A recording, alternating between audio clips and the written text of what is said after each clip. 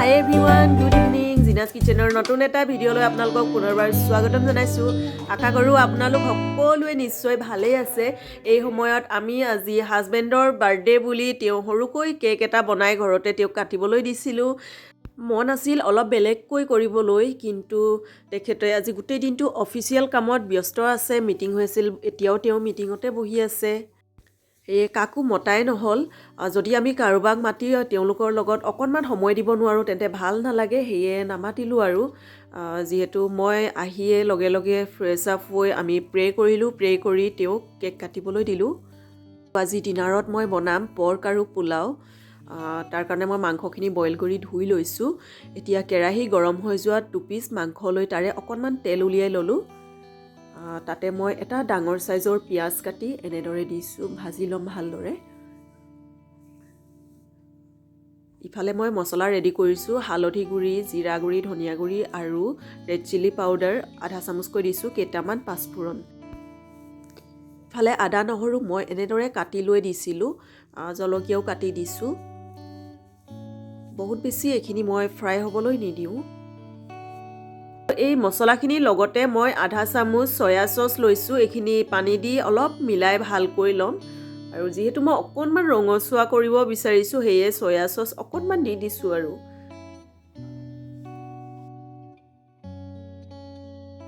পিঁয়াজখিনি ভজা হৈ গৈছে। এতিয়া মই যিখিনি গুলি লোৱা মছলাখিনি ইয়াতে দি দিছোঁ। এইখিনি অকণমান ভাজি ল'ম, বহুত বেছি নাভাজোঁ, কাৰণ তেল বেছি দিয়া নাই, হয়তো লাগি ধৰিব পাৰে।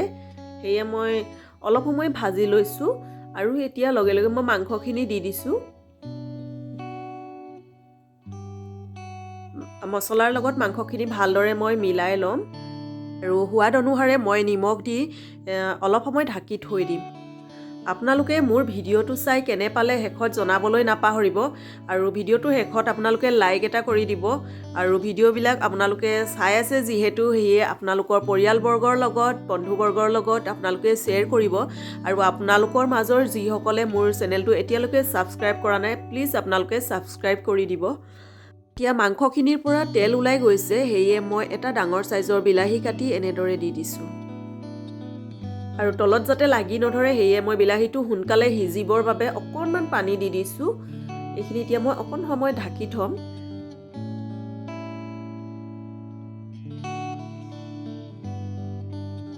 ইফালে মই দুপৰীয়া তিয়াই গৈছিলোঁ বুট ডাল বনাম, সেয়ে ডালখিনি এতিয়া মই এটা চিটি লগাই ল'ম।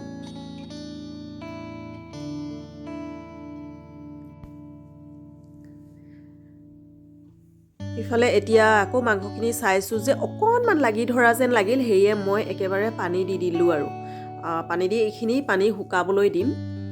তাৰপিছত জোখমতে আকৌ মই পানী দিম। এতিয়া এইফালে পোলাও বনাবৰ বাবে মই পিঁয়াজ 3টা মিডিয়াম সাইজৰ লৈছোঁ। সেইকেইটা মই সমান জোখেৰে আটাইখিনি কাটি ল'ম। বৰ বেছি ডাঠো কৰা নাই, একেবাৰে পাতলো কৰি দিয়া নাই। পোলাও লগত বনাম যিহেতু, সেয়ে মই এনেকৈ কাটি লৈছোঁ। আৰু আটাইখিনি মই এনেকৈ কলি কলিকৈ এৰুৱাই ল'ম, যাতে পিঁয়াজ আটাইখিনি একেলগে ফ্ৰাই হয়।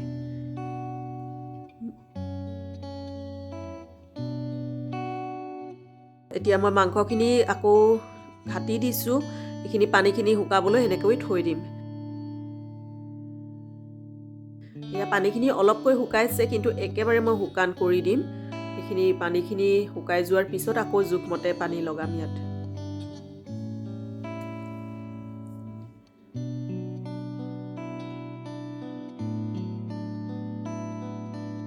পোলাও বনাবৰ বাবে 2 কাপ বাসমতী চাউল লৈছোঁ।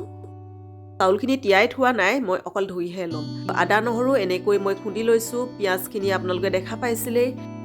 এইফালে মই ড্ৰাই ফ্ৰুটছত বাদাম, কাজু, কিচমিচ এনেকৈ লৈছোঁ। গৰম মছলা লৈছোঁ মই গোটা মছলা, ইলাচি লৈছোঁ, সৰু ইলাচি, ডাঙৰ ইলাচি এটা লৈছোঁ, তেজপাত সৰুকৈ 3 খিলা, জালুক লৈছোঁ, লং আৰু ডালচিনি লৈছোঁ। এইফালে একেখিনি গৰম মছলাই আকৌ মই তিয়াই থৈছোঁ।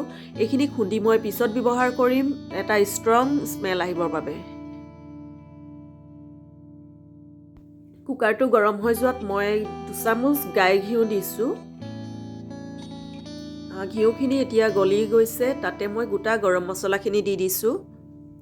এইখিনি অকণমান ফুটি উঠাতে মই পিঁয়াজ দি দিছোঁ।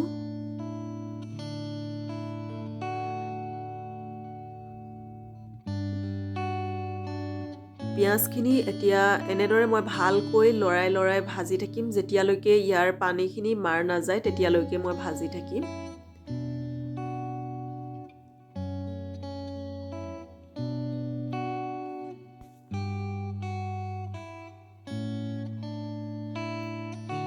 আৰু এইখিনি আধা ভজা হৈ যোৱাত মই আদা নহৰু আধা চামুচমান দি দিছোঁ।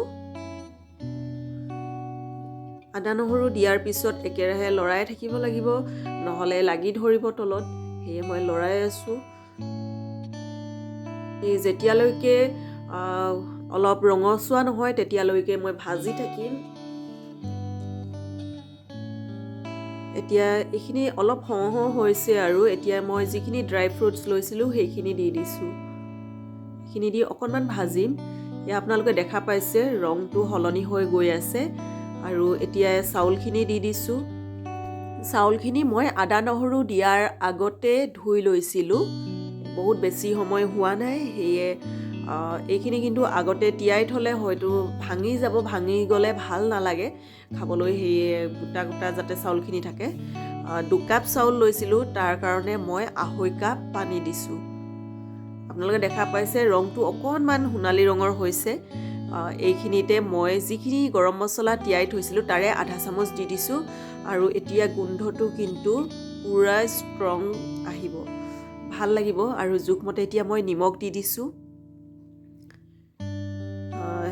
হৈ গৈছে। এতিয়া কুকাৰৰ ঢাকনখন লগাই মই এটা চিটি লগাম। এইফালে মাংসও হৈ গৈছে।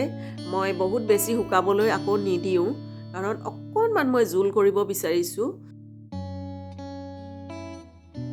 আৰু গৰম মছলা বা মিট মছলা একো নিদিওঁ, অকল ধনিয়া দি মই এইখিনিতে থৈ দিম। মাংস ৰেডি হৈ গ'ল। আৰু এতিয়া থাকিলে মোৰ ডাল ফ্ৰাই কৰিবলৈ। ডাল ফ্ৰাই কৰিবৰ বাবে মই এচামুচৰ জোখেৰে তেল লৈছোঁ। ইয়াতে মই কেইটামান জিৰা ফুটাই লৈছোঁ আৰু অকণমান মই হিং দিছোঁ, টুখিলা তেজপাত দিছোঁ আৰু সৰুকৈ এটা পিঁয়াজ কাটি দিছোঁ। আৰু যিখিনি মই আদা নহৰু খুন্দি লৈছিলোঁ তাৰে অকণমান বচাই থৈছিলোঁ, সেই আদা নহৰুখিনি মই ইয়াতে দি দিম।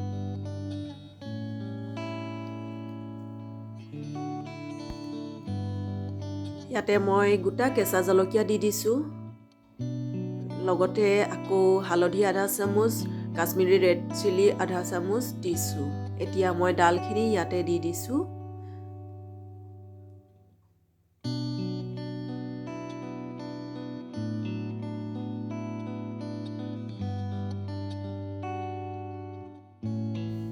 ইয়াতে মই এতিয়া জোখমতে নিমখ দি এইখিনি উতলিবলৈ দিম। এইফালে কুকাৰৰ ঢাকন খুলিছোঁ, নিজে ঠাণ্ডা হৈ যোৱাতহে খুলিছোঁ, আগতীয়াকৈ মই নিজে খোলা নাই। আপোনালোকে দেখা পাইছে পোলাওৰ ৰংটো সুন্দৰ হৈছে। লাইটৰ পোহৰৰ কাৰণে কিন্তু আপোনালোকে ৰংটো ভালকৈ দেখা নাই। ইয়াক খুব সুন্দৰ এটা ৰং হৈছিল আৰু গোন্ধটো কিন্তু ক'বই নালাগে, বহুত ধুনীয়া গোন্ধ এটা আহিছিল। গৰম মছলা আৰু ঘিউৰ গোন্ধ। এনেকৈ আজি হস্তমস্তকে কৰিলোঁ আৰু সৌৱা আপোনালোকে দেখিছে বাৰ্থডে বয় বহি আছে। খালি আৰু আলহীক আকৌ মতা নাই, কাৰণ তেওঁ ৰাতিপুৱাই যাব, আকৌ পেকিং আছে এতিয়া। সেইকাৰণে এয়া আৰু খাবলৈ লৈছোঁ। আৰু এতিয়া মই আপোনালোকক দেখুৱাইছোঁ এয়া পোলাও। এয়া মই ৰাতিপুৱাই পায়স বনাইছিলোঁ, তাৰে আছে শেষত খাম। আৰু মাংস হৈ গ'ল, এইফালে ডাল হৈ গ'ল, পাপৰ, নেমু আৰু ভোট জলকীয়া এয়া ঘৰৰ পৰা আনিছিলোঁ।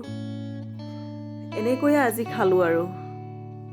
কেনে লাগিল আপোনালোকে ভিডিঅ'টো শেষত জনাবলৈ প্লিজ নাপাহৰিব।